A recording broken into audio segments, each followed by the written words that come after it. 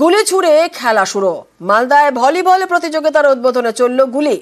Rifle উঁচিয়ে শূন্যে গুলি ছুড়লেন 4 উদ্যোক্তা। আর এই 4 জনেই খোঁজে রয়েছে পুলিশ।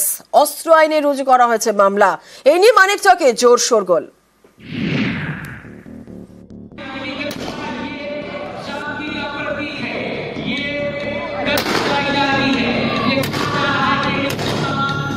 রাইফেল উঁচিয়ে গুলি, এভাবেই ভলিবল প্রতিযোগিতার উদ্বোধন করলেন উদ্যোক্তারা।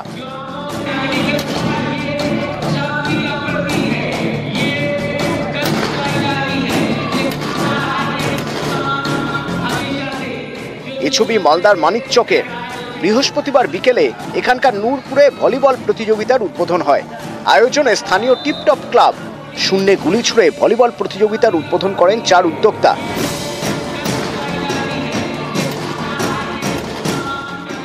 একের পর এক গুলি চলল।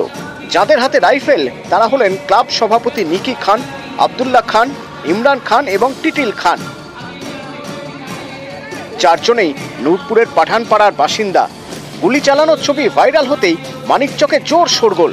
আসরে নামে বিরোধীরা।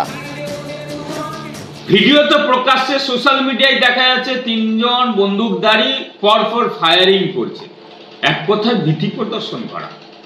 জানি না তাদের লাইসেন্সধারী বন্দুক আছে কি না। খুন, ধর্ষণ, বোমাবাজি, গুলিবাজি এটা তাদের বর্তমানে কালচার হয়েছে। পুলিশ নিরাপত্তা দিতে ব্যর্থ। তৃণমূলের জেলা পরিষদ বলুন, লোকাল প্রধান থেকে শুরু করে লোকাল অঞ্চল সভাপতি থেকে শুরু করে এবং জেলার নেতৃত্বরা উপস্থিত আছে, তাদের মদতেই বন্দুকের ফায়ারিং চলছে।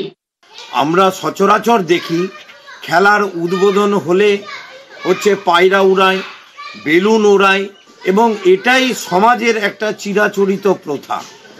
এমন কিছু উদাহরণ তৈরি করব না যে উদাহরণ সমাজের কাছে একটা খারাপ বার্তা দেয়। কেউ কেউ বলবার চেষ্টা করছেন এটা নাকি ট্র্যাডিশনাল যদি হয় ব্রেক করা উচিত।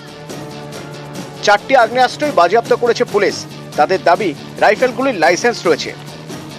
আমি শুনেছি সেই খেলাতে আমার যার কথা ছিল, আমি জানি না যে এই ধরনের খেলাতে এইরকম কিছু করা যায়। এটা আবেগবশত হয়তো করে ফেলেছে, কিন্তু এটা করার আগে ডিএমএসপি পারমিশন নিয়ে করা উচিত ছিল। এটা ওরা করেনি। পারমিশন যদি দিত তাহলে একটা কিছু করা যেত।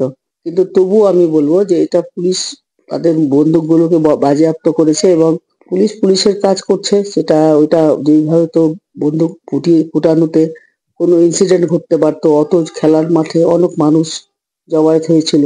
যে কোনো কারণেই হোক এটা ভুল হয়েছে এবং আবেগের বশত হয়েছে এবং এটা আমার মনে হয় না এটা করা উচিত হয়েছে। খেলা শুরুর আগে শূন্যে গুলি।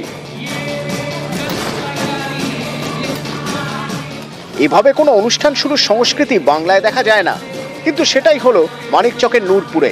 ভলিবল প্রতিযোগিতার উদ্বোধনে একের পর এক ফায়ারিং। ঘটনার তদন্ত শুরু করেছে মানিকচক থানার পুলিশ। অস্ত্র আইনে মামলা রুজু হয়েছে। সেবক দেব শর্মা, নিউজ 18 বাংলা।